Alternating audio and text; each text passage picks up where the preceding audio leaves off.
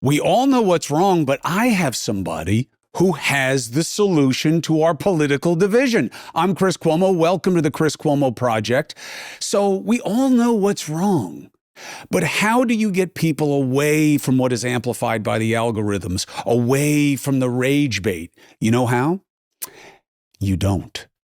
You're about to meet somebody named Manu Meel. And not only do I believe he is an instrument of hope for the young people that we're also worried about right now in this society, but he put together an organization, an effort, an initiative, a dynamic called BridgeUSA, which doesn't negate outrage, but it uses it in a different way to hook people on something that is better than division. How? Why? Why is it growing so much? Why is there actually hope?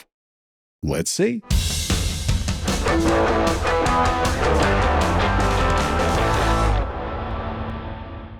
Manu, thank you very much for making time for me. I told you we were going to work together. Chris, thanks for having me on. I don't think you'll regret it. Hopefully, we'll see. So educate me, handsome. What is the problem? So I think the problem is exactly what you and I were just talking about, which is that we live in a world in which young people and people in general get their content in 15 seconds. And that's how we get our information. That's how we get our news. And that's what the algorithms privilege. And so the question is, what sells in 15 seconds? And a fascinating mentor of mine recently said that you recruit people with anger and you keep them with joy. And I think the problem is, how do you actually recruit people into the work of bridge building, which is what I focus on in civic dialogue, through that lens, which seems counterintuitive, because I don't think we have a problem keeping them. I mean, people love the work of talking to people that are different than them and getting engaged. But the recruitment with anger, I think, is the critical problem to solve for. And that's what we're trying to think about how to do. What do you think of the idea that social media has made younger people uniquely vulnerable to radicalization? I think it's true, but I don't think it's just younger people. I think it's people in general. You know, one of the things that I've learned doing this work, and you've been doing it far longer than I have, is like building these BridgeUSA chapters. So we have college chapters all across the country. We've got 105 chapters right now. Public schools, elite schools, small vocational schools. It's that human beings are human beings across the board, whether they're in Georgia, whether they're in Russia, whether they're in Germany, whether they're in UC Berkeley. And that is that we like to have our views reinforced. And then we like to have fire fueled on those views, because who doesn't like to feel like, hey, I'm the person that's right and I live in an echo chamber. So I don't think it's just a young people problem, but I actually also think there's a lot of opportunity in this moment, especially after the tragic assassination of Charlie Kirk, who's someone that, you know, while I disagreed often on form and style, was someone that I respected. I mean, it takes one to know one, and you understand what they were working on. Since that moment, I've seen a tide turning. And the question is, how do you capitalize on people's desire to break out of this mess? And I actually think we have an opportunity to recruit with anger.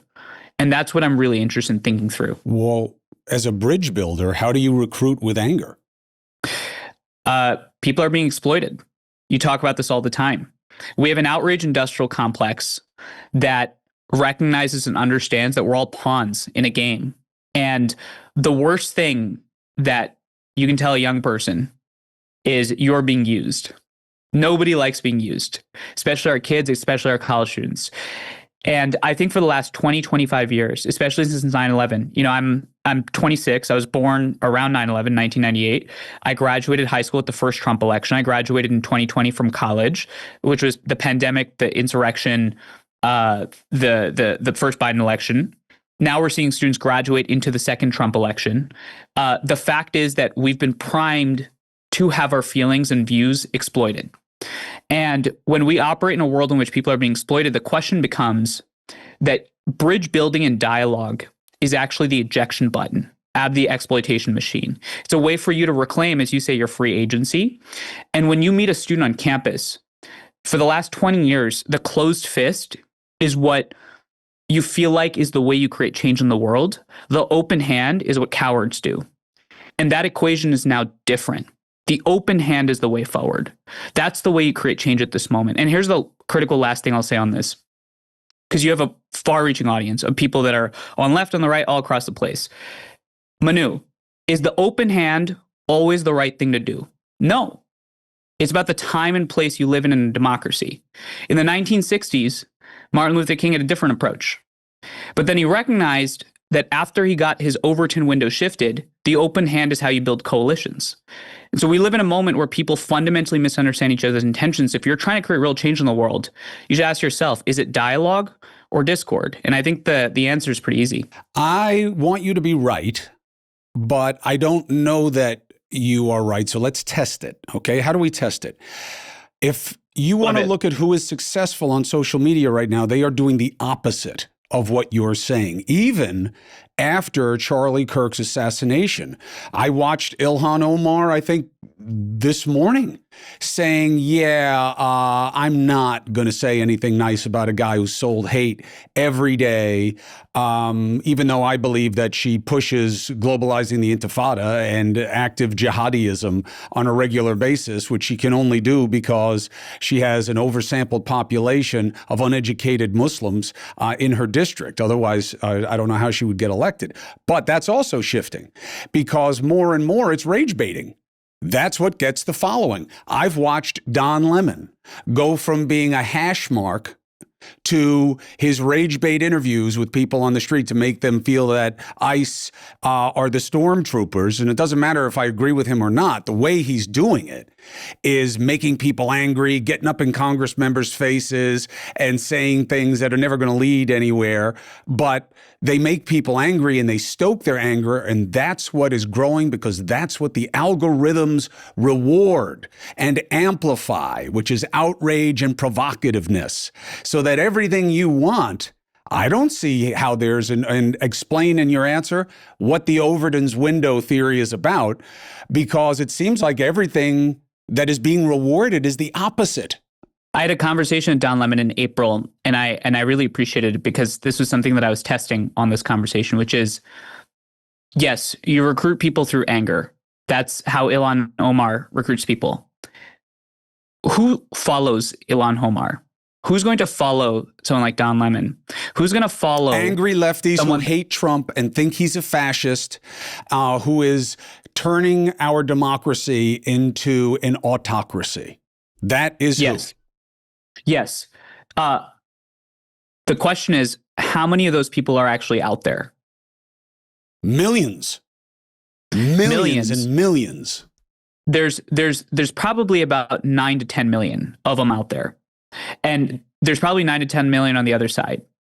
Now, the United States is 350 million and growing and counting. So, and you know this better than I do. 9 million plus 9 million is 18. Now, let's say 30% of that 350 million are kids, okay, under the age of 18. I don't even know. I'm just pulling that out of my ass. But let's say you got 200 million people left. That's our target market. Their target market is saturated and capped. And what the greatest social change makers of the 20th century, from Mahatma Gandhi and the Salt Marches in 45, to Martin Luther King, 60s, civil rights, to Nelson Mandela in the 90s in South Africa, to Barack Obama, to Donald Trump, is what they understand is how do you reach the silent majority. The 9 million people that follow Trump now, to the core, were not active until the Tea Party came online. So the question to me is, you're describing the status quo, and I think you and I are aligned on this. The question is, how do you actually execute against the opportunity? Charlie Kirk, Chris, here's what I deeply respect him for. You show up on a college campus in 2012, and you ask a young person, tell me what a Republican is. They'll be quiet, they'll be shy, they'll say it's some country club, bumpkin, it's someone in a suit, very educated. Now you show up to a campus like UVA, where I am right now. Great effort you got to check out, by the way, called the Karsh Institute of Democracy. They're doing some great work on this. You ask someone, what is a Republican? They'll give you an image of a firebrand that is building something. So my response to that is, we actually have to shift the conversation. And the data point I was just sharing with you when we hit record is BridgeUSA till September 10th of 2025 had 7,500 followers, which is negligent. Now, we've been working our butts off. Our students have been hitting attendance records across the board, but no one's hearing about it. Since September 11th, 2025 to today, as we talk right now, we're growing at 100 followers an hour, which is, by the way, also drop in the bucket. But we're now at 35,000 followers and counting. We might be at 35.1 by the end of this conversation. There are efforts across the board that are scaling. So my point is that young people are actually hungry for a new type of leadership. And the Achilles heel of the people that we are, I wouldn't say fighting, but challenging, is that rocket fuel burns quickly, but there's not a lot of it. It's not a sustained burn. We have sustained burn. We have love. We have joy. We just got to figure out how to beat that 15-second shot clock. Okay. Next step of bursting your optimism is your own analogy of Overton's window. What is Overton's window? If you look up the theory, real easy. It's a sliding scale where extremes are on both ends, and you're looking for a sweet spot, which is where this is where it comes from. Sweet spot, as a euphemism, comes from this idea of finding that not middle, but that when you get inside of extreme, unthinkable, there's a range of popular and pragmatic where you'll find the most people, but not in a social media ecosystem. And that's the problem. If you were thinking, if Manu came to me and said, man, I'm thinking of running, man. I'm running for national office and I got to build a movement, we would be having the exact conversation you're having. That was Obama's whole thing. But in social media reality, which was a pivot point that began in Obama's first campaign, which he got ahead of the curve on, into Trump, it's all social media. It's all the flex points at the end of Overton's window, at the sill and at the top of the frame of the window of fringe fury. And that's how he wound up getting elected the first time for sure. Second time was a little bit more complicated. So in that environment, when I go to visit my kid on college campus and there are people running around looking like Anwar Sadat, and they're mostly white and privileged, some of them are even Jewish, and they're saying from the river to the sea and all these other extreme things, where do you see that as beckoning opportunity for reasonableness? I'll tell you, by the way, that my optimism has been burst many times over. I've been doing this work for 9 years. I started off, Chris, as a pre-med student. I had no interest in any of this stuff. My mom is still confused. She's like, what the hell is this guy doing? Where are your parents from? My parents are from India. They moved to the United States in 1997. I was born in New Brunswick, New Jersey. I then lived in India for the first 6 years of my life with my grandparents alone, on and off, while my parents were out in the US grinding to, get their education and to become doctors and engineers. I then moved back, and I moved every 2 years for the rest of my life till high school. I then went to high school in Boston. Here's why I tell you that. And I ended up in Berkeley, of all places, because they were actually the only school that let me in, and I got off the wait list. And I ended up there. So for the first 17 years of my life, that's when I went to college. At age 17, I was one of the young ones. My entire life was meeting new people and not having friendships sustained beyond 2 to 3 years. And my entire life was about figuring out how to adapt and create space for other people so that I could create friendships. It was that simple. The work I do now is not rocket science. It was literally what I did for the first 17 years of my life, and it's what most people do in their daily life. When you start to see the work that way, right? It's not some thing that I'm serving you on a dish, right? It's not broccoli. It's dialogue is a survival tactic for humanity to actually create the greatest innovations in the history of the world. Humanity started off in tribes of 8, and now we're in 8 billion. It was all because of the species' ability to communicate. You clip that, by the way, that does well. And here's why. It's because people don't know how to sell this work effectively. There are a few of us, like you, out there doing it. I just don't think the volume exists. And I think this is a volume game. And the conservative movement figured this out. In 2012, 2013, people like Ben Shapiro were disparate. And what they did was they consolidated. And then what they did was they just took their message and they pushed it through at a high volume frequency. I tell you all this because my view on this is that for the longest time, I thought outrage was what sells, and I still believe that. But in the last month and a half, and especially after the Israel-Palestine protests after October 7th, I think what actually sells is what's disruptive and countercultural. I think counterculture sells actually more effectively. It's whatever cuts against the grain in that moment. Right now, you see another angry video on your clip. I guarantee you Instagram is seeing the swipe up on that be a lot faster. That's why I think they're putting our stuff out there and other people's stuff. You think they're changing the algorithms? Because I believe that is the linking mechanism to your theory and your practice. is the fact that these guys are making money doing the opposite. I agree. And I think they are. with no responsibility. My favorite thing that was said at the town hall, which I'm sure is not resonating anywhere because nobody wants to hear this who likes social media, is that Section 230 is way, way past its due date, which is, of course, the operative mechanism that insulates social media providers from litigation because they are not considered publishers, the way News Nation is, the New York Times is, et cetera. I believe that that is, just absurd today, because what they do is obviously curate content and they amplify what they decide to monetize. And what they decide to monetize is what's easiest to do so, as any business would. And what is easiest to monetize? Outrage. Outrage. And that is why the Greeks gave us the word demagogue. And even educated guys like you and me do not know the positive opposite of that word from the Greek, because I did not know that, but that's how demagogue started. Demagogue is a Greek word. And it comes from the ability of using prejudice and anger to rally. And well, I don't know what the positive opposite is of that word. I don't know. We never use it because it's not as effective to rally people on positivity. Like you say, your metaphor is better. It's jet fuel. It lights quickly, has a different flash point, but it burns quickly as well. Yes, but that's where we are, and that's what they're hyping all the time, is constant hits of jet fuel. Don't you have to change that to have any real change? I think so. But I have a different role to play in society. That's the battle space I'm operating in. The battle space I'm operating in is the assumption that the algorithm doesn't change. But what I think is critical to the algorithm is engagement. And this prediction might sound incredibly stupid. Great thing is I've got nothing to lose, because I ended up doing this work not because it was my vocation. It's because, there were a bunch of protests on my campus. I made some of my best friends doing it. I'll go, try something else. But here's my prediction. My prediction is that the algorithms will not have to change, but joy and bridging will sell. It's not because it's good news bullshit.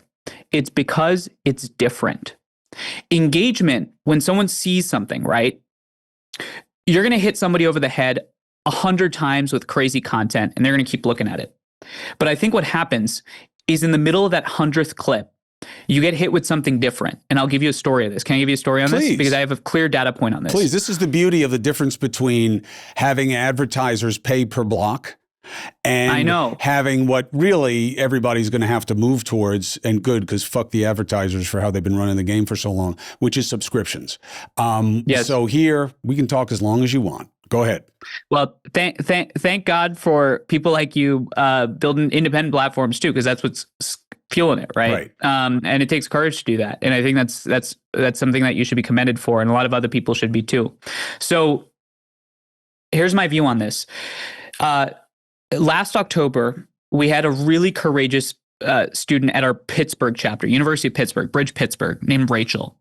And she went to an event where Charlie Kirk and Vivek Ramaswamy showed up on campus, and it was one of those prove me wrong events. And she goes on camera and she says something like, Charlie, I'm really glad you're here, but I have to say I deeply disagree with everything you're going to say. But I want you to know that I have some of my friends standing behind you who are in the Turning Point USA chapter. And I know that the right way to engage you is to have a civic disagreement. Sounds great. We post that clip. Nobody saw it. Nobody heard of it. Boom. It vanished. September 13th, Chris, our amazing man behind the social scenes, Adam Calder, pulls up that clip and posts that same clip. Same music, same cuts. 42,000 likes in 15 hours, 2,700 and counting shares, got us 7,000 followers. Why? It's because after that tragic assassination, and I think this is the hope in this sad moment we live in, is that the American people are exhausted and they're now going to vote and act with their click because they understand. I think they understand. So you're getting 100 pieces of bullshit and then suddenly you hit with hope. You'll hang on for that for an extra 5 seconds. And I think the algorithm is going to push that more and more. Now, of course, you need real fixes. Of course, you need real fixes. And I think that's going to happen. But my job as someone who's out there organizing thousands of students to change the conversation is to recognize the battle space I operate in. And again, you know this better than I do. The best people in this country that have created change, people like Charlie, understood the tools they have at their disposal and they got to execute. So we got a 15-second window to recruit. That's our challenge. We have a whiteboard. 15 seconds, you got to recruit somebody. 15 seconds. What are you going to say? What are you going to do? And the biggest thing that we have on our side, they've got anger, we've got exploitation. And there's an example of this actually. In the 90s, a whole group of tobacco company, people that were against cigarettes met in Florida, all right? Because for the last 20 years, they've been putting up all these ads of people with crazy lungs and stuff, and it wasn't working, it wasn't selling, cigarette smoking wasn't going down. So they had an idea. They said, hey, forget all this. Forget the guy that's croaking with cancer on his throat on TV. What if we just said, your addiction is fueling the fat cats in New York City that run giant tobacco companies? And it worked. People don't like to be exploited. The emperor has no clothes. And man, when you start to see pieces of that emperor, you're like, oh, I want more. Tell me more. And I think it'll work. Support comes from True Classic, and here's the part of the show that Greg loves most. All right, here's my biggest problem with shirts, okay? I got 2 problems with shirts that I want to see if True Classic can deal with, because they say they started with a simple mission: bring premium, comfortable clothing to the masses. Why? Because you want to look good, but you want to feel good about it also. So it's about price point, but for me, it's about 2 things: fit and durability. Fit and durability. Why? Well, 1, I'm not exactly known for my fashion sense. 2, I like to have a quality garment and wear it often and clean it versus having a lot of things. The older I get, the more I evolve, the more I give things away because I notice I just don't wear them. And a big part of that for me is about wearability and durability. What is wearability? Here's wearability. Wearability for me is, can I take this off and put this on in an easy way? Greg right now is incredibly intimidated by my traps, but he shouldn't be, because I'm not here to hurt him. You haven't tried these on yet. I don't know if they're going to fit. All right, so, but that's what I'm saying, is that they said that this would be my size, right? No, you told me the size. You sent me the size. All right, and look, I got it right, okay? So it's easy to put on. That really matters to me, because if I have to stretch it around all of these different little man-made lumps that I have on my body, I get frustrated and I don't like it. You can find these on Amazon, Target, Costco, Sam's Club, or just head to trueclassic.com/Cuomo. Try them out for yourself. So I think here's what's being fair to you. What's being fair to you is that you are probably going to be right from a straight pendular, right? I don't think we're cyclical as much as we're pendular here, because we're locked in a binary system with the 2 parties, which are, of course, the root cause of this. Is that as uncomfortable as this is, and is for them in moments, it works best for them. Because the easiest way for Manu to beat Cuomo is to show that Cuomo is worse, not that Manu is better. That's too hard.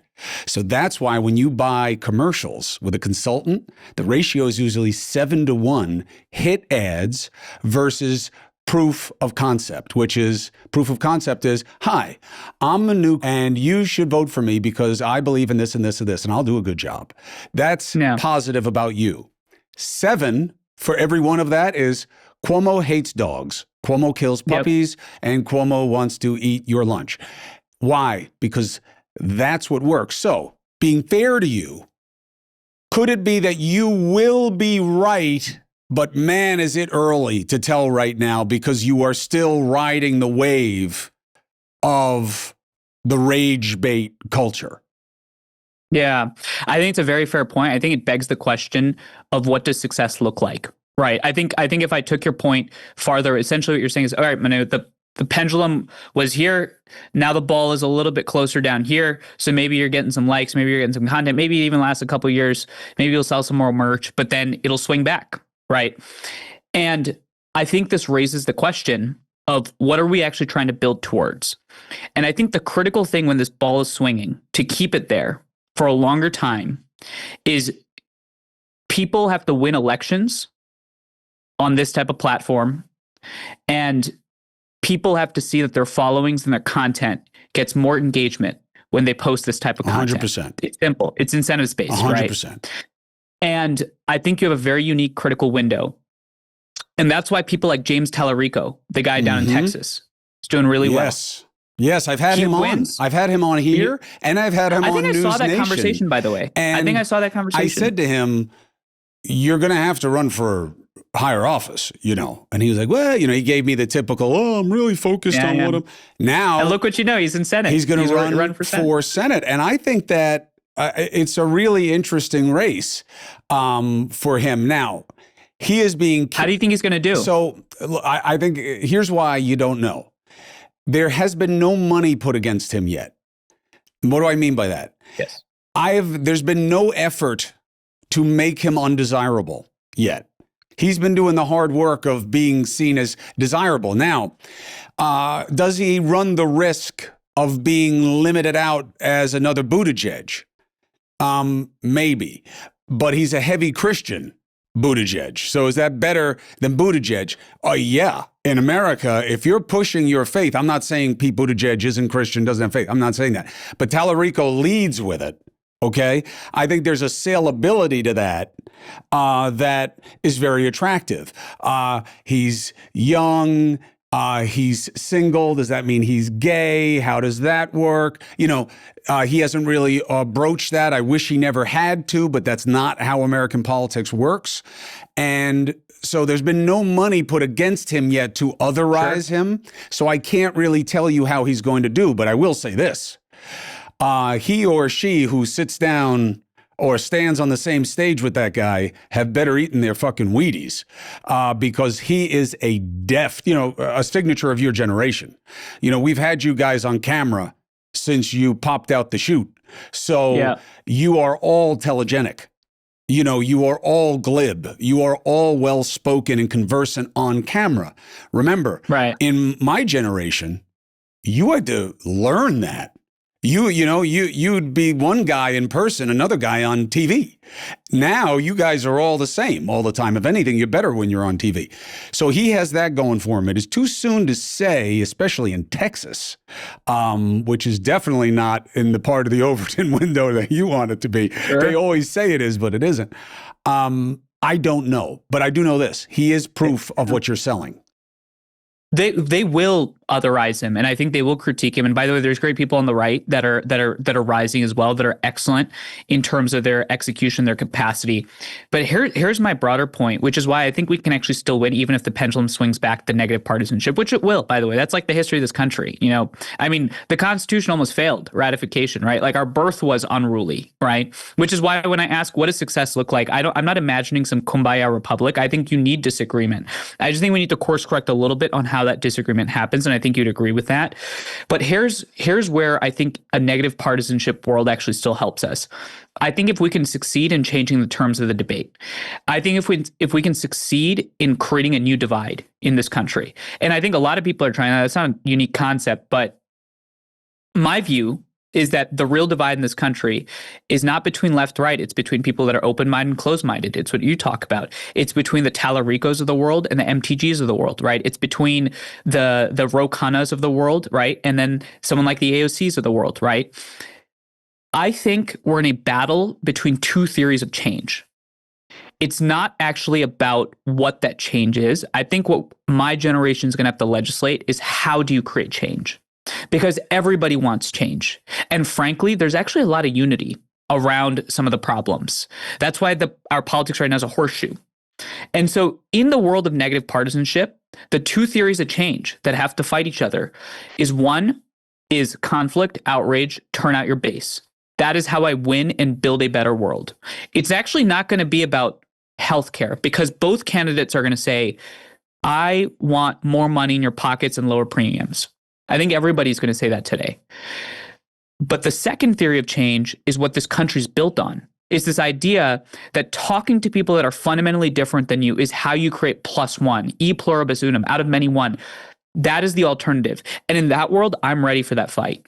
I actually hope that that fight happens, because what that means is that's going to simplify the debate to very simply not whether or not we should disagree. It's going to be about how. And I think that's really powerful. And I hope that someone like Tallarico, even if he goes down, succeeds in doing.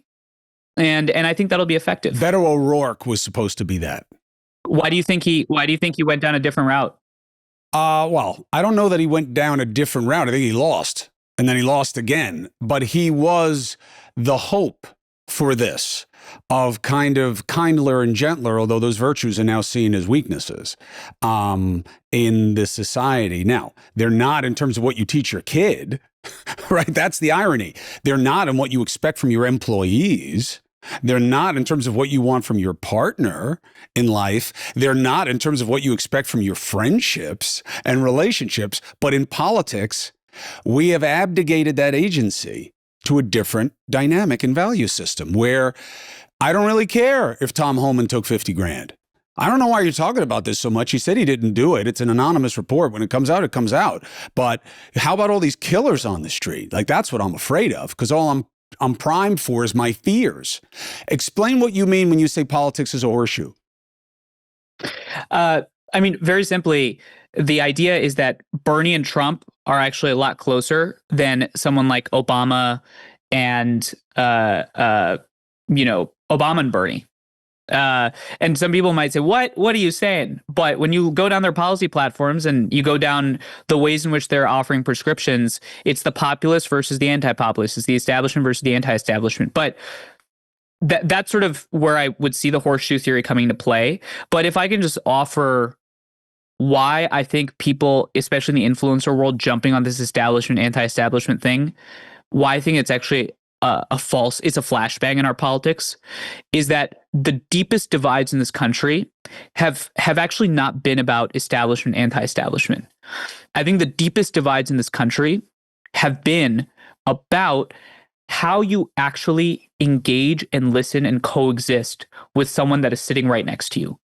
And when you're talking to an American and they're sitting at their dinner table, they're not thinking about the establishment and the anti-establishment. They're thinking, my neighbor down the street has a Trump sign. Is that going to threaten my kids when they're going on a bike ride? Or my neighbor down the street has got a giant LGBTQ flag. Is my kid going to get indoctrinated on the way on the street?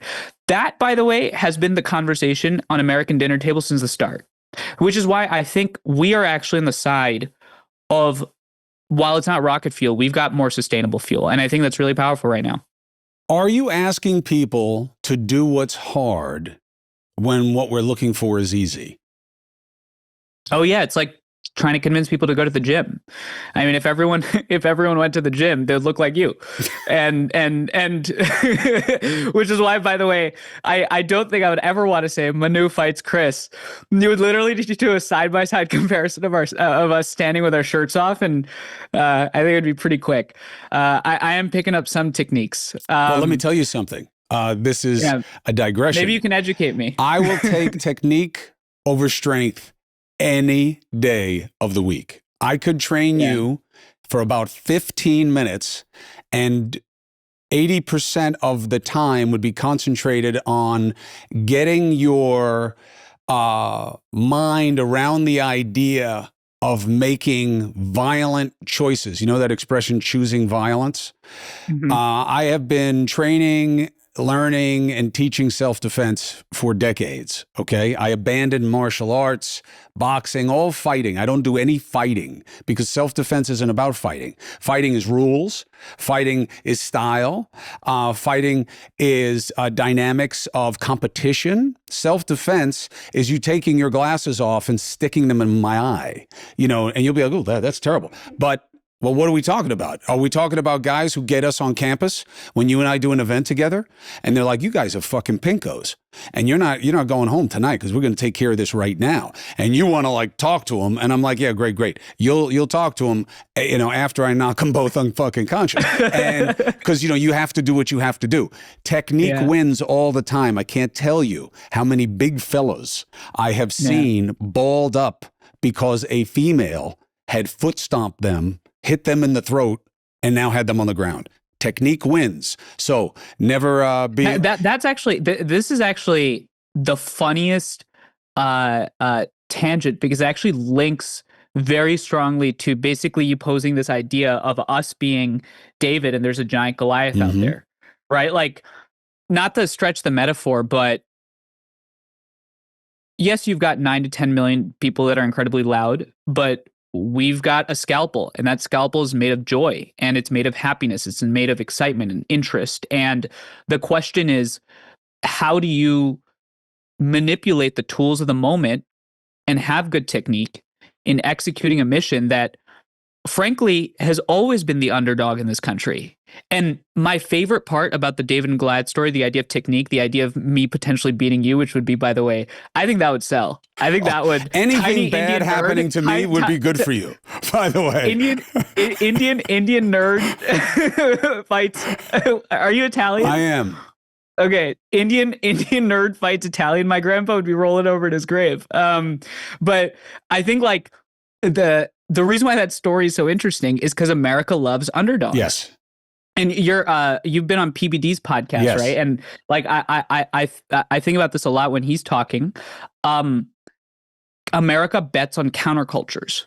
America bets on people that are climbing a mountain, and it's why people bet on Trump. It's why people bet on Obama. It's why people bet on Reagan. It's why people bet on Nixon. It's why they bet on FDR. It's why they bet on Lincoln. That's the story of this country, man. And so it's why they bet on the colonists.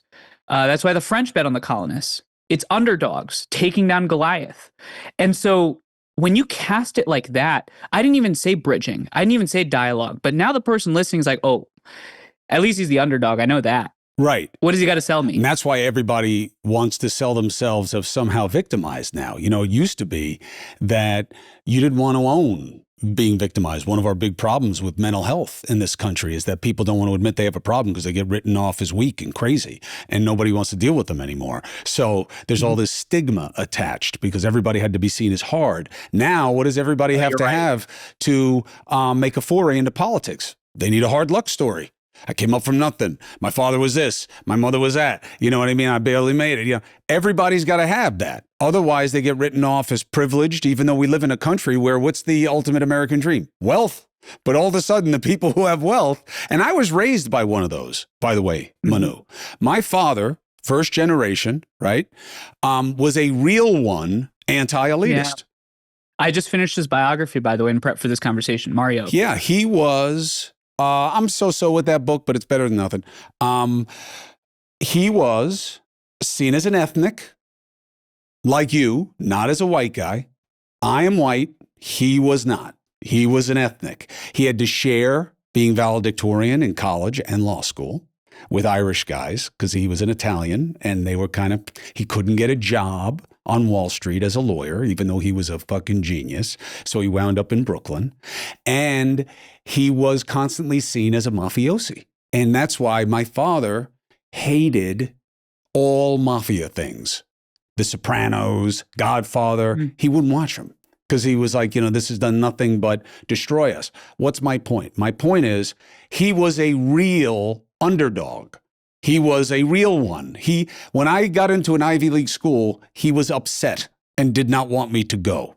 When, you know, anything went and I made a choice to like go to a big law firm so I could pay off my, you know, debt, he was like, oh, why? Which is funny. We're back to that now, by the way. Yes. But for the opposite reasons that he was. He was against it because they had held him down on purpose and for bad reason. So he wanted to show them. He always wanted to show those people. Now I believe it's being used as an artifice. I think it's a boogeyman. Everybody has to be victimized. Everything has to be unfair. Everything has to be some kind of instrument of us versus them because that's what is selling.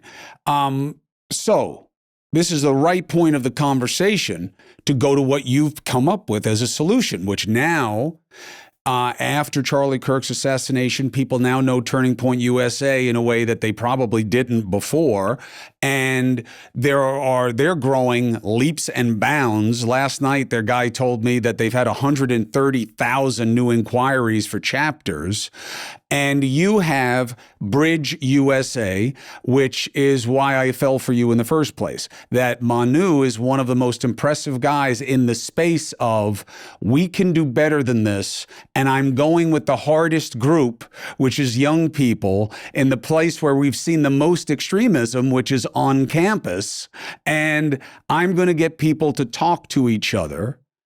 And how does it work and why does it work?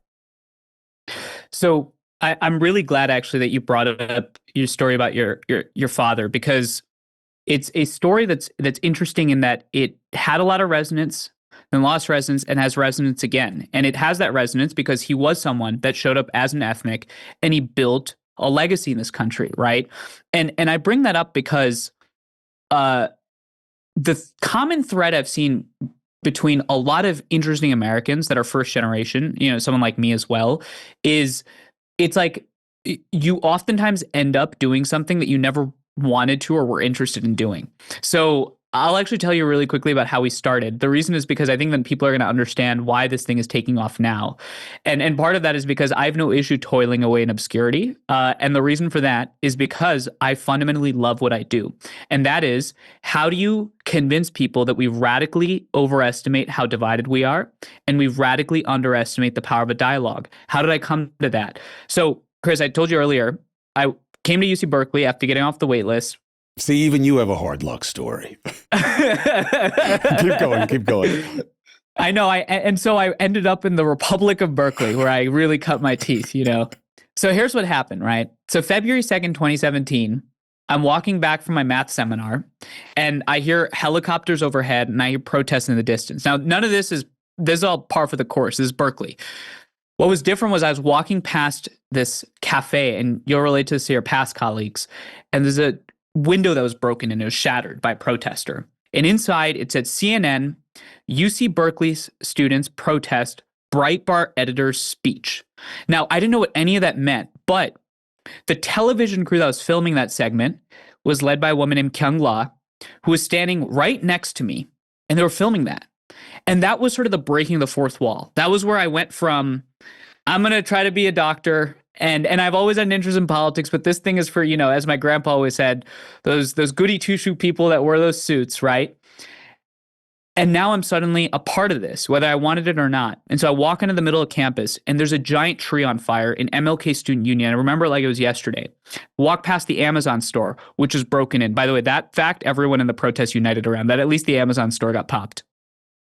So I walk into the center, and there are hundreds of students. There's Antifa, which, by the way, was a word that got popularized because of that protest. There's a guy named Milo Yiannopoulos who had shown up to campus. He got popular because of that protest. And the next day, I walk on campus, and we just start picking up all this shit. I mean, our campus had been vandalized by outside people, by inside people, and students were just hurting. And I distinctly remember I walk into the center of Plaza, and I walk into a circle of students that are standing there. And one of them raised their hand, and he's like, yo, I think we got to host a discussion. Like, let's just have a conversation on campus. That's it. Nothing, no admin, nothing. Let's just have a conversation. And I thought that was a great idea. Now, that was incredibly naive, because anyone listening to this right now says, so you're telling me, and you throw out all the critiques, you're going to get the largest protest in Berkeley's history since the 60s, since MLK came to campus, and you're going to get the protests, and the protests sit in a room? Go back to being a doctor. And honestly, my mom would agree. And so I decide with my friend and a couple other people, and we're going to host this conversation. We called it Bridge Berkeley. First discussion, we bring together everyone. 70 people show up, which was a big deal for me. 30 of them leave immediately because they thought it was a civic architecture frat, because they thought we were literally building real bridges, because the logo was a Golden Gate Bridge. So now you're getting the vibe of why it's so hard to burst my optimism, because we started from rock bottom. So we have a second discussion, and this discussion, Chris, changed the trajectory of my life. And here's the point I'll get to. So we're sitting there, and all these students are showing up. Some of them invited Milo, some of them protested Milo. Some of the admin are there. A faculty member in the back is there who then became the chair of our board. And everyone is tight. Everyone is nervous. It's like that Thanksgiving dinner table conversation, or it's like watching the YouTube comments. Everyone's clenched. And my friend Ross, who's now the co-founder and chief operating officer of BridgeUSA, had this brilliant idea. He said, let's forget policy. Let's lead with vulnerability. Let's talk about people's moms. Let's talk about people's dads. What is your background? Where'd you come from? And man, the next 75 minutes, it literally transformed and came to this point that we radically underestimate the power of human connection. So then the question becomes, how do you scale this thing? How do you grow this thing? Because you got that one conversation, what's the impact? So this spread to campuses. There are already 2 chapters at Notre Dame and at Colorado Boulder. It grew. In 2020, I graduated, took this thing full time. From 2020 to 2024, I call the years of obscurity. Why? Because we wanted to know 3 things. 1 is, how do you actually sell this thing in 15 seconds? 2 is, how do you get young people to show up to a conversation and feel like they're the courageous ones? Because young people will follow anything that is courageous and different. And 3 is, how do you turn this, and this is where I had deep respect for someone like Charlie, into frankly a turning point for where young people are now energized. And so I'll wrap with this, which is BridgeUSA's job is fundamentally to empower young people to have these constructive conversations, but to build an identity. And when you build an identity, that is powerful. And that's what the greatest social change makers of our time have done. That's what you're doing with the concept of being a free agent. That's what someone like President Trump did with MAGA. And it's what we're doing. And the final piece of this is not about giving people the skills of bridging. Everyone has these skills. I firmly believe that because they're fundamentally human. My job is to win the norms battle. How do you make dialogue the norm of the moment? It's not always the norm, but it's the norm of the moment. And that's what we're doing. What is the 15-second sell? The 15-second sell is very simple, and it's twofold. First is, you're being exploited. You're being turned against your mom, your dad, and your sister. Second, why? It's because they want your vote and they want your like. They don't care about you. They care about their pockets. That's it. Now you ask, what are you talking about? What are you talking about? I'm being turned against my mom? Wait, I just had that conversation with my mom last week at the Thanksgiving dinner table. And we haven't talked in a week. Oh, I get it. Tell me more. So you have the event. You and I show up. You are a MAGA guy. I have a keffiyeh on. And I believe that we both believe, on one way or another, that the country has to burn because of what it has done to us, or so we are told. And now we're going to debate healthcare, okay? And what's happening with the shutdown. How does BridgeUSA make it different than you're a fucking liar? And that's all you guys do is lie. How does it work? How do you make it work? Human beings are social creatures, and you'd be shocked at how quickly we abandon the algorithm when we're in person. So I'm going to give you a great example. In 2019, one of the biggest problems at Berkeley was student homelessness. Berkeley didn't have enough housing for all these kids that are coming up. Housing got too expensive, and all these kids are now homeless. Now, Berkeley also has a resident homeless population. So we partner with this organization called the College Debates and Discourse Alliance. They work with another organization called Braver Angels, ACTA. You may have heard of some of these folks. And they modeled this concept of a Braver Angels debate. So we decide, like the freaking tactical geniuses that we aren't, that we're going to invite the people that are at People's Park in Berkeley that are actually homeless to this conversation.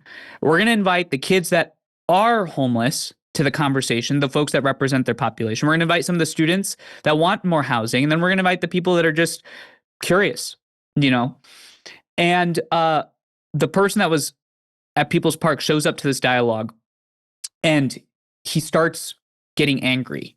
And he says, I'm going to protest this thing. Exactly what you'd expect. And it wasn't me. It was actually the director of this debate, I think it was, told this person, give us 5 minutes. Give us 5 minutes. He said, what do you mean 5 minutes? He said, give us 5 minutes. Okay, I'm going to sit here. I'm going to listen.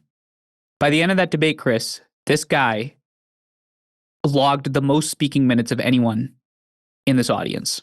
Why?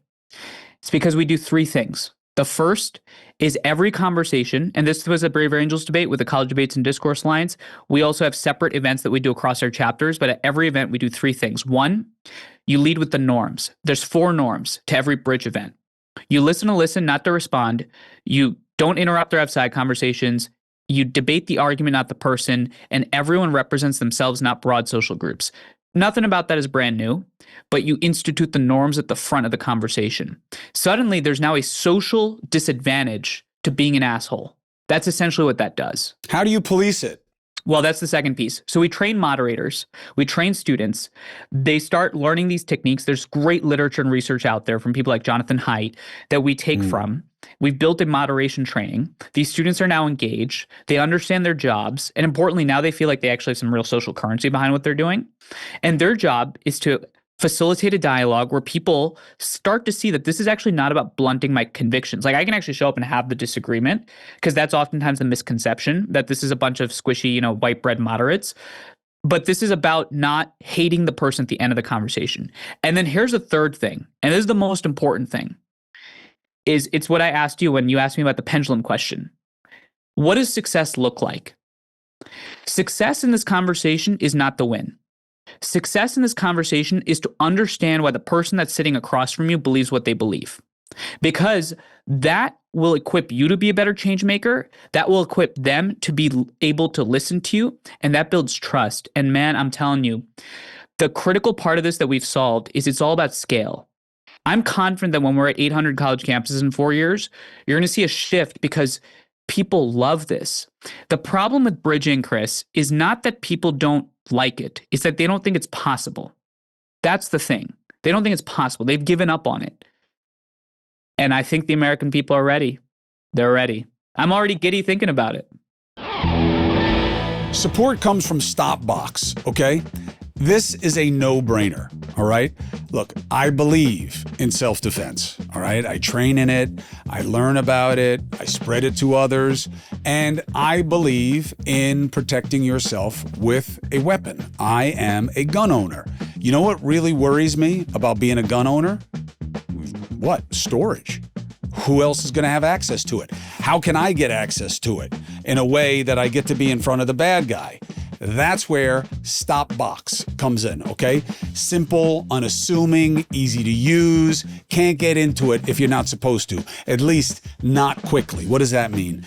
You don't have to worry about your kids, okay? You don't have to worry about the bad guy, all right? You don't have to worry about anything because this is where it is, and it's easy to function. It's very affordable. 100% mechanical keyless, battery-free lockbox, all right? Gives you instant controlled access to your firearm, and that's what you need. No electronics, no keys, not even a code required, okay? You just tap a patented 5-button locking system that responds only to your unique input.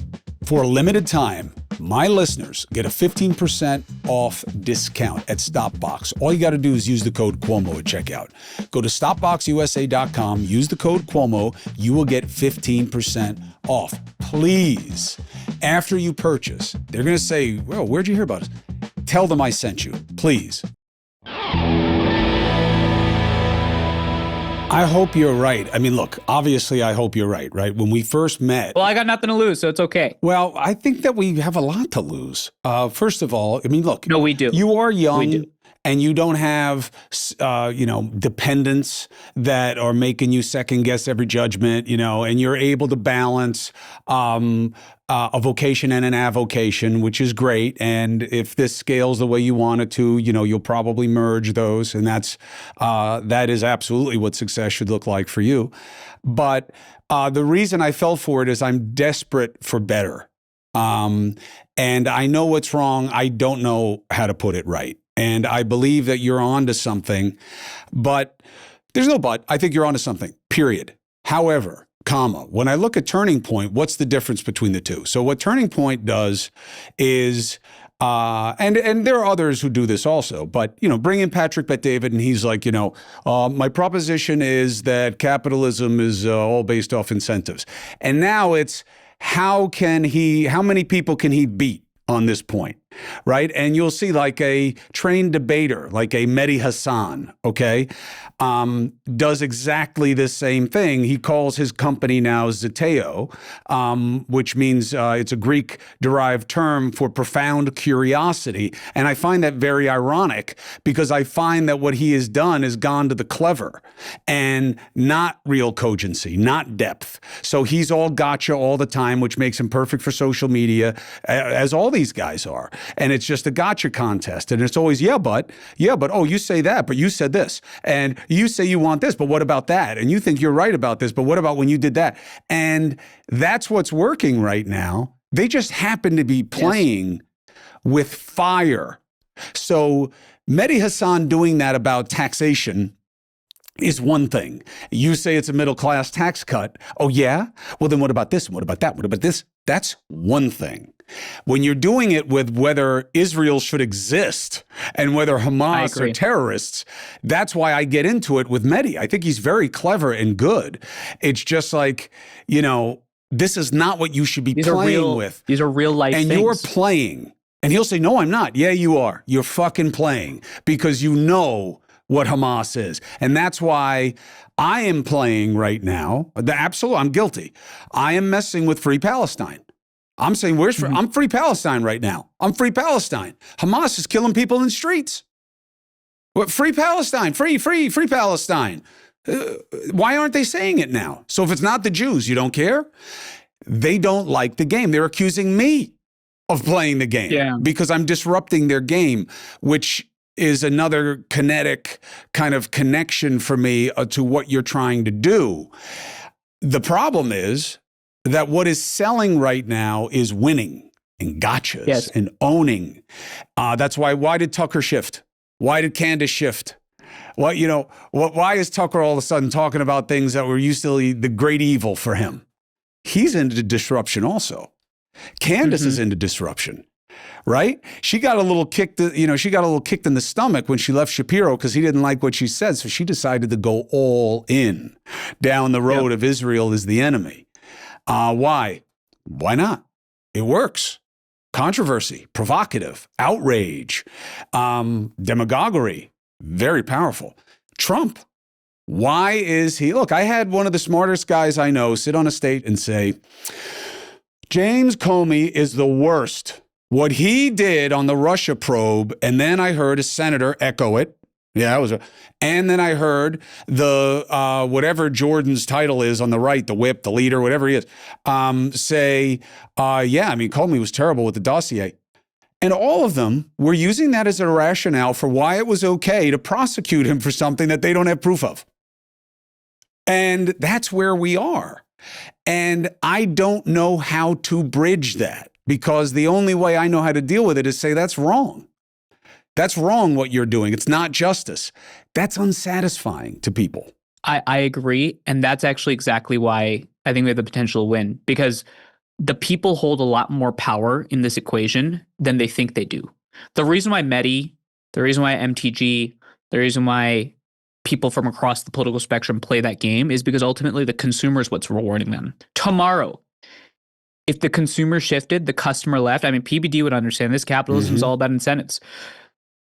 Tomorrow, the consumer shifts, PBD shifts, Mehdi shifts. I'm not saying they're all in the same category, but everybody shifts because they follow the customer.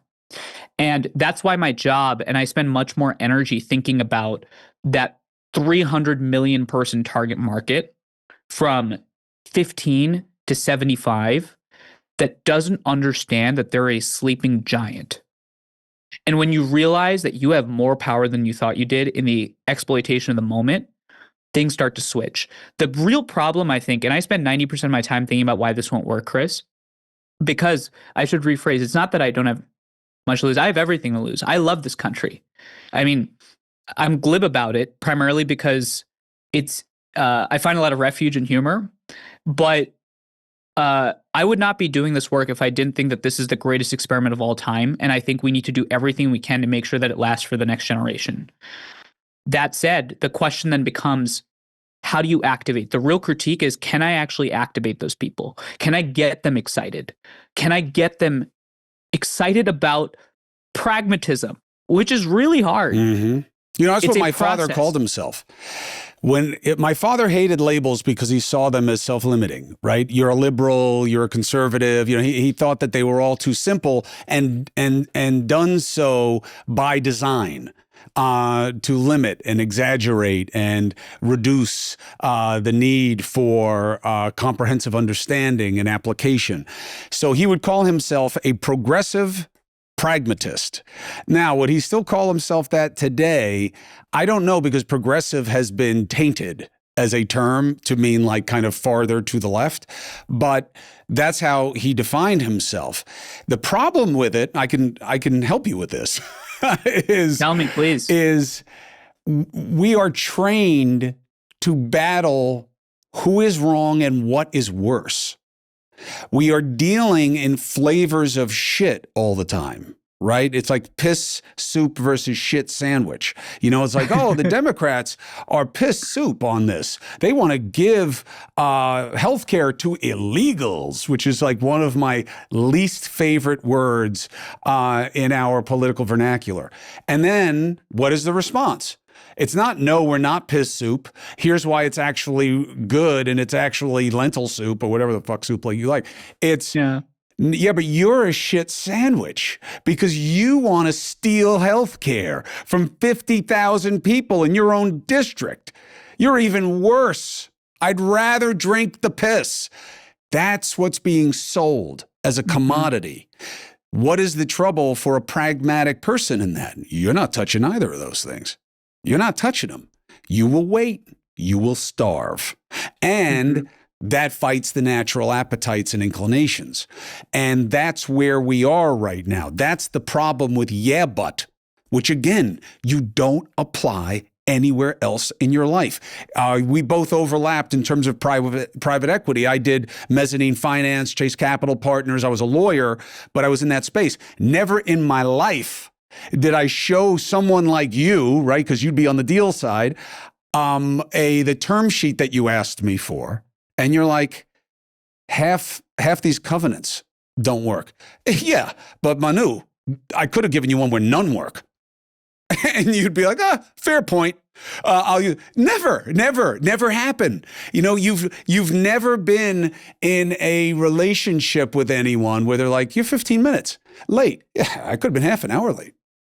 Yeah, but. Right? Yeah, and if you do that, it's like, it doesn't work anywhere else but in our politics. Imagine if you came home to your heartbroken mom because you should be a doctor, you loser, and you had said to her, Mom, I got a 78. And she was like, 78? Whoa. That happened more times than you think. What are we doing? Mom, I know a guy who got a 60. Oh, I had no idea. Tell me more. Manu, here's a cookie. You know, it doesn't work anywhere else except in our politics. Yeah. Why? The expectations and the framing. That's why you're right to condition the norms up top. The problem is that you're fighting the norms everywhere else. That's the problem. Right. So like when I have Adam Mockler on to talk about his huge viral moment when, for whatever reason, Andrew Colvett decided to not immediately condemn people who are talking about Hitler as a good guy in some stupid Republican leader chat. I don't know why he didn't jump the no on that. Like as soon as you hear the word Nazi in any kind of question about preference, you usually default to no real fast. No reason to finish the question. I don't know why he didn't. He'll have to explain that. But so Mockler's living large right now. Where does that get you? Exactly. What's the best case scenario? So now your people feel convinced that Turning Point USA is a bunch of Nazis, right? I mean, that's the only reason to go down that road. So what does that get you? You know, you can't really believe it's true, but you're being rewarded for it exponentially. And that's why you did it, for the reward, not the righteousness of it. Now, he'll resist that, but I believe it's demonstrably false because I can't find you ever defending that they're not Nazis. Why? Nobody gives a shit about that. Nobody gives a shit about that. Nobody's given a shit about it since the last time it was rewarded, which was when? The only time John McCain had a fighting chance against Obama before, may he rest in peace, he blew it up himself by saying, I'm not an economy guy. I will keep you safe. And then all of a sudden we had Bush's, what wound up being the 2008 unwind. And McCain killed himself on that. And there were a lot of other factors to the shine and charisma of Obama.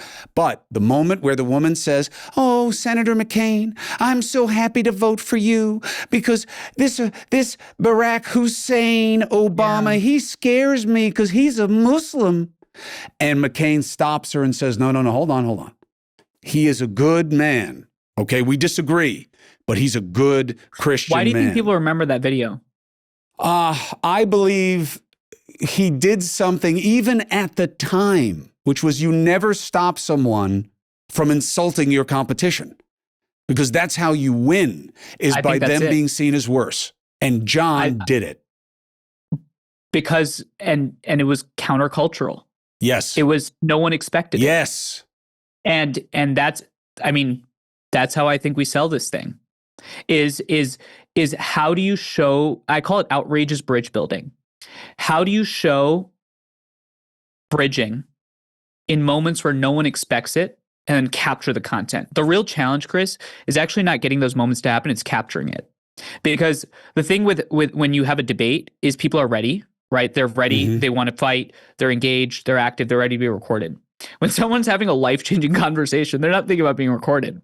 And in fact, the cameras squelch that. So if you're actually curious, like, Manu, what keeps you up at night?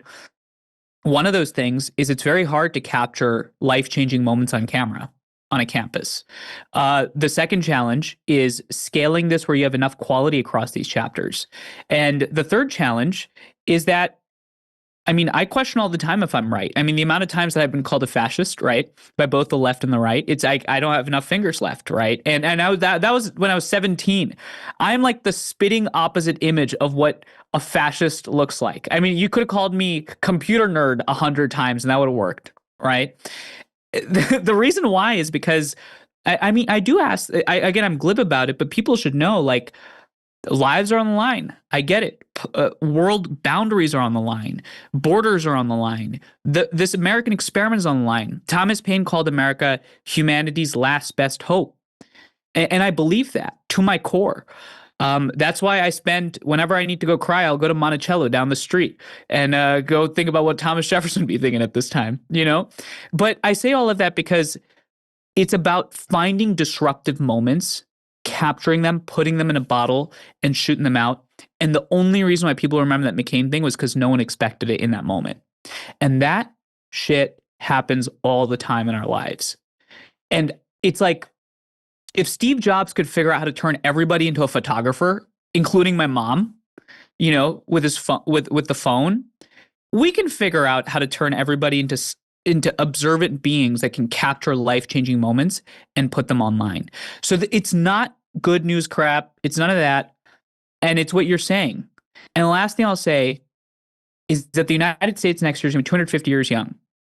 And one of the most inspiring things, if I can share with you, like if you're wondering, like, how do you solve this apathy problem? Because that's another big challenge, right? The reason why people are apathetic in my generation, other than the fact that they grew up in one of the most tumultuous times in American history, is you think 250 years is a very long time, and that we're being given a pile of garbage when it's the exact opposite. The Roman Empire, Chris, lasts for 1,500 years. Chinese dynasty lasts for 1,800 years. Athenian democracy lasts for 400 years. The United States is not at the end of its story. It's in chapter 1 or 2. And so when you're a student, when you're a young person and you've got that fire to build, but then you turn to destroying because you think it's all gone to shit, we're just in the start. We're just in the start. And so when I say I've got nothing to lose, the reason I got nothing to lose is because it's only up from here. And not for me personally from a financial standpoint. I mean that from the standpoint of where this country's headed. So I'm so proud of people like you because, I mean, I watched you when I was a kid. I watched you a couple years ago. Of course, you don't disagree on everything. I could find all the critiques, but that's irrelevant because you're someone that gave me courage to go do what I'm doing. And there's a lot of people like that on the right and left. Trust me, someone's going to clip that and say, this guy's a Cuomo hack. Screw him. And I'm going to say, great. Well, I'm going to find you the clip where I said that to Don Lemon, and I'm going to find you the clip where I said that to Tucker Carlson, and I'm going to find you the clip where I said that to Charlie 3 years ago. It takes one to know one, and the American people are ready. And the civic activism in this country, you can't rob it. Can't rob it. It's human. And no matter how fucked up the algorithms are, the fact is that McCain's clip goes viral every time we post it, and we post it 10 times. It's because people weren't expecting it, man. Everyone expects someone to shout in the street. No one expects someone to lift up a child because they're poor and they're starving. That's why that shit goes viral. Support comes from AGZ. Hey, my brothers and sisters at AG1, you guys have a winner on your hands. My family likes the nighttime ritual of AGZ. I'm already out. I begin every day with one and done, a scoop of AG1 and a warm cup of water. I know that I've got science on my side, okay?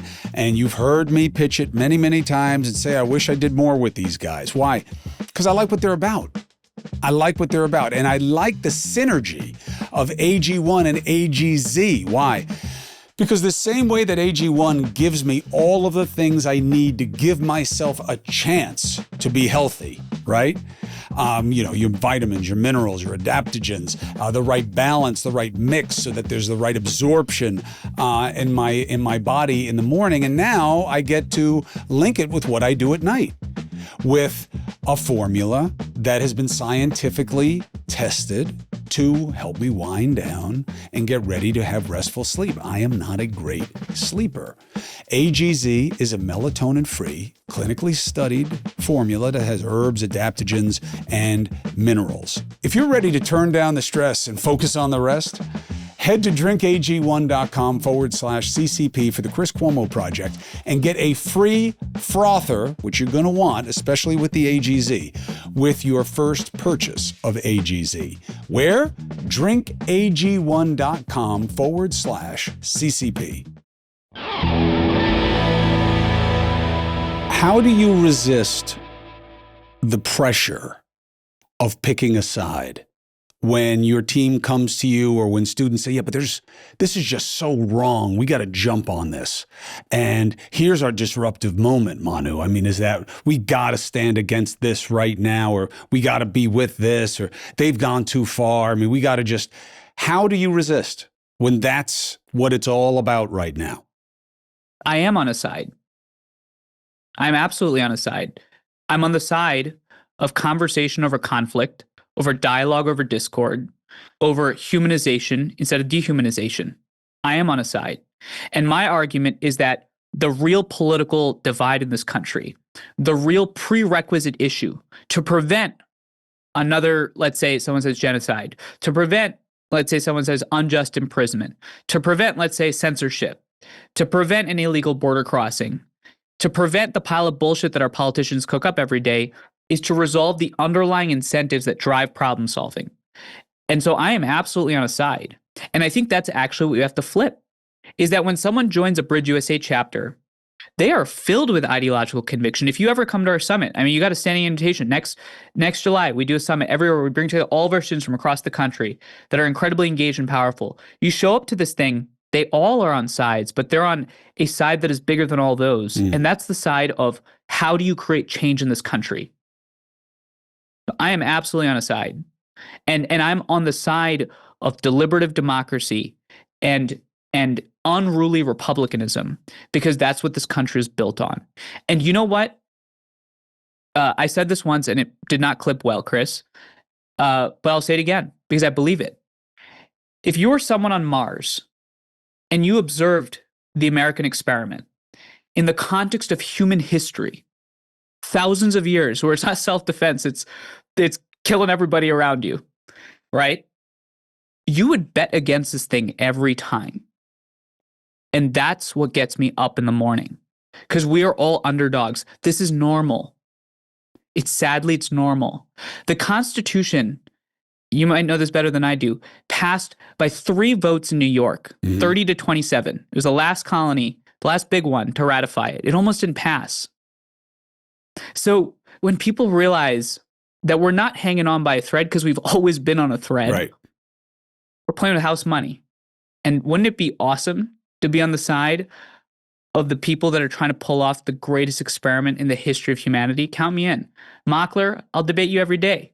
Because while you got your viral moment right now, we've got house money, baby. There's nothing wrong with that. I love it, and I'm with you. And I think it really should be around the midterms. What I would like to do is get News Nation to allow me to commit to do a series of them with you in the let's show them. in the Let's show them. states where the races are going to matter more than others, and get kids in those areas to discuss what it is that's going to change that election where they're actually at. Okay, so let's say it's, at some branch campus of Ohio, because that seat can actually go either way. You know what I mean? Sure. And I'll get them to allow me to do like 5 or 6 of them in different states across the country, different races that'll matter, that lines up with your membership. And what we can do, Chris, is if we do that well in advance, we can actually target those campuses and build up chapters where we might not have them. Right. So we have chapters in most battleground states, but if you're like, hey, this campus could be really interesting. Our team is amazing and these students are really hardworking. So we could set up something and you would have the most hope-filled show in the most shit-filled time. And it would be led by young people, and that's new. Yeah, I think that's cool. The only thing I would want to flip, and again, subject to your paradigm.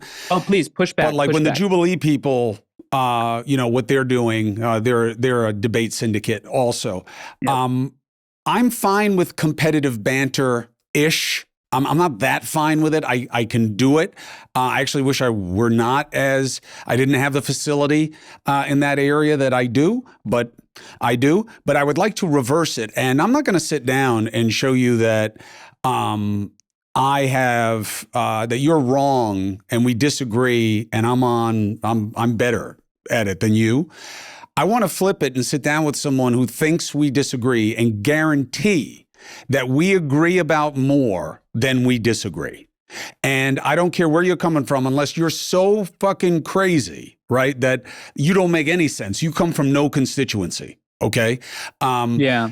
You will, even if you are a defund the policer, okay, I will guarantee you that I can sit across from you and we agree about more things when it comes to policing, unless you're an anarchist, okay? I'm saying if you believe fundamentally in society, all right? If you don't, if you're a state of nature person, okay, then I get it. Right. I believe in the collective. I would like to flip that dynamic. So I'm not going to sit here and tell you really why you're wrong. I'm going to tell you why you're wrong, that we can't both be right and that we don't both want the same things. That is something that I think it's actually, that's like the McCain thing. It's actually like you're finding agreement in uncommon places. That's really interesting. Right. So that's what I'd like to do, but I'm open to anything and I'm here to help because I know you're part of the solution. I know conversation is the cure, not just because it's alliterative, because it's literally all we have. And even back then, the reason we have the Bill of Rights is because the only way they could get the document to the states is with the addenda. So when they said, yeah, we approved it, but we want these. So they had a list of all these things that you had to include. And they didn't have the time, so they just added them all on at the end and called them amendments. In any other contract, you'd be like, well, no, hold on. Most of these are material terms. They're not just going to be in some appendix. Like this is a big thing. And people think the order was the order of importance. It's not that at all.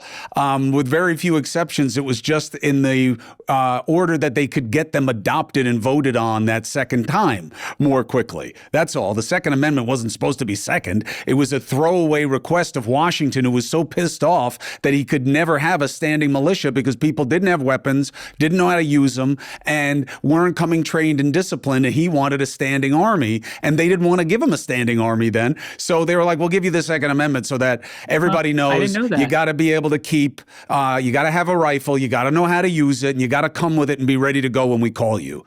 That's what it was. That's why the jurisprudence of there never having been an individual right read into it until Scalia did, in his now infamous or famous case, depending on where you are on the issue. That's why. So it's not about the history, as Cornel West always says to me. It's not about the history, brother. It's about the mystery. It's about what we'll do with it going forwards. And I'm here for that. And even though I live the frustration that you have also, which is, man, I know I could be so much more successful than I am right now if I decided to just pick a side and do what these guys are doing. But I I know it's the wrong thing. We've got conscience on our side. Yeah. And look, not that I'm any kind of, because it's a function of my flaws, nothing other than that. I know it's wrong because I've been wrong so often. But Manu, I believe you're on the right side and I'm here to help. So thank you for joining me for the conversation. Thank you, Chris. And thanks for everybody listening.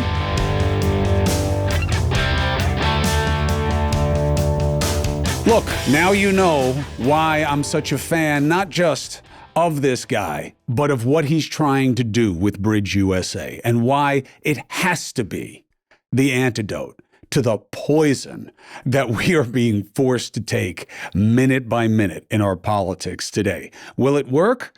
I kind of think it has to, right? I think it feels right, it is right, and we have to make it right. That's where I'm feeling about it. Now, we talked in the interview about James Tallarico, and I understand that may be a little in the weeds for you guys. James Tallarico is a state legislator in Texas, and he is now running for Senate. Now, I saw this guy on Instagram, and I said, uh-oh, this guy's a change agent. He's a disruptor, not by being a dick, but by exposing that most people in the game are dicks and that he's actually a Christian. And as a Democrat and a Christian, he believes that the religion isn't about saying who's less holy than he is, but about loving mercy. And he's so cogent. He's like Pete Buttigieg, right? In terms of kind of like that bookish, there's a sweetness to him, an integrity to him, a very deft debater, okay? Very strong in confrontation, but with consideration, all right? So I compare him to Buttigieg, but Buttigieg doesn't lead. I would argue he leads with his intelligence, but also the card that he likes to flash is what? Military, right? Tallarico is that he's a real Christian. He's a preacher, he's studied divinity, and he believes that people who are saying they're Christian are not really leading with their faith. So, as expected, by early noticers of him like me, he's now running for higher office, Senate. Let's look at what the markets are saying on Kalshi. Why them? Well, because they're the largest U.S. prediction market. And I believe that when people put money where their mouth is, it's worth looking at, okay? Because it's not just some preference poll now, right? They are trading on what they think will happen, all right? And you know what's interesting about it? You know there's no insider trading on this? I wonder if my brother's on there talking about his own race, but I'll leave him alone for now. Money is on the line is a better way, I believe, to gauge sentiment than just some random preference poll. So if we look at where the markets are on the Senate race in Texas that Tallarico's getting into, we have to look at it right now on the primary side, which is, again, another gift from Kalshi, because usually they're just measuring kind of metrics of general elections. But here we're looking at the primary. Here's what I don't like. It's hard to see when people are competing against one another to be in one of these two poison parties. I'm totally against our two-party system, as you know by now, when really any of them would be better than what may come on the other side. So that's what this Democratic primary is shaping up for right now. And I wonder how much trouble this is going to be for Tallarico, because he's against two guys who check a lot of boxes, okay? Now, the guy he's got to look for is actually in second place. Tallarico right now, the smart money's on him. Why? Exposure. People, I think, have a tendency in an attention economy and an attention political economy to overvalue being known with being wanted. But we are where we are, and the money is where it is. He's at 62%. I think his concern is number two, not number three. Why? Based on my theory, Beto O'Rourke should be the main guy. Why is he the last guy? He's been weighed and measured and found lacking more than once. He also doesn't show as well as the other two guys. I'm not anti-Beto O'Rourke. I've interviewed him plenty. I've been around him. Seems like a genuine guy and a real one in terms of a believer in what his political positions are. But I think that he's got a problem, and I think the markets agree with me, which is why he's starting to tick up a little bit, but you know, he's still not good money in this race. Colin Allred is a problem for Tallarico. Why? He's tested, and he has won Okay. He actually took out Pete Sessions, and he is a member of Congress, committee assignments, former NFL player, formidable guy, checks diversity boxes, presents well, talks the talk well, and he's going to look at Tallarico and says, you haven't done this job at this level, and I have. I know what it's like in the federal level, and it's very different than the state level, and now is no time to learn on the job. That's going to be his argument. What's he up against? Tallarico oozes authenticity of someone who seems to be different. And I think that's a word that you have to start introducing into your working lexicon, your toolbox of political analysis. Different. Like, I believe I am different. What I'm doing with this podcast and on News Nation is different. And within that, there is a disruption, and there will be an antagonism toward it. And you have to figure out how to make what makes you different and what may be, in fact, disruptive is not dangerous. And it's not something to be looked away from. So Tallarico, has that, I believe, going on his side. I think being a Democrat Christian, not that that's a thing, is a label, but I'm saying in Texas, I think that is a big reason, other than just the attention, why the markets have him up now bigly. Do I think it stays this way? No, not unless they get out. Not unless the party can chase them out. And in order for the party to chase them out, the best reason that they'll succeed is that Allred is already in a seat. So he doesn't have to have it this time. Getting Beto out, I don't know. I don't know what his relationship is with the party. But if Tallarico can raise the money, they're both raising money right now, Allred and Tallarico. Beto O'Rourke is struggling a little bit because why? Because everybody threw money at him against Ted Cruz. You remember that?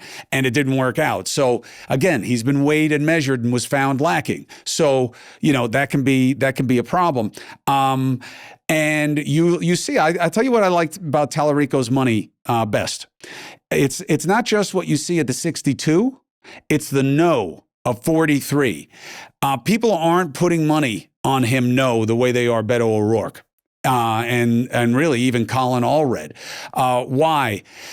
Well, I think that is something that, as I develop my understanding of these betting markets within this space, within Kalshi, I believe that is proof that I may wait and see, but I don't think he's going to lose.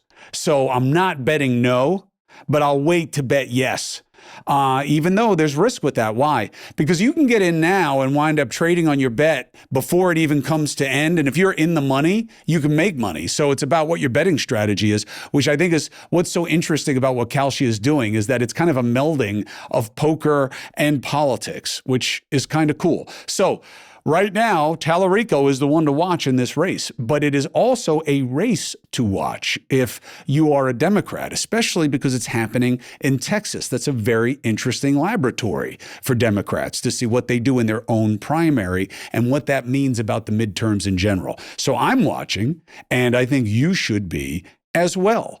Thank you very much for subscribing and following here at the Chris Cuomo Project. I believe conversation is the cure. I think disagreement is what we're all about, but how we disagree has to become what we're about. That's the part we're getting wrong. Got no problem disagreeing with you. I got no problem with you disagreeing with me. But how we do it has to be geared to getting us to a better place, right? It can't just be about which of us sucks worse. It's got to be about which of us can actually make something better, don't you think? I'll see you on News Nation, 8 p and 11 p Eastern every weekday night. And the free agent gear is coming. You got to get away from the parties. You got to let people know you're an independent. You're different. Okay? You're not a lemming. You're different. You're a free agent. You're a critical thinker. You're an independent. I dig that. So let's get after it.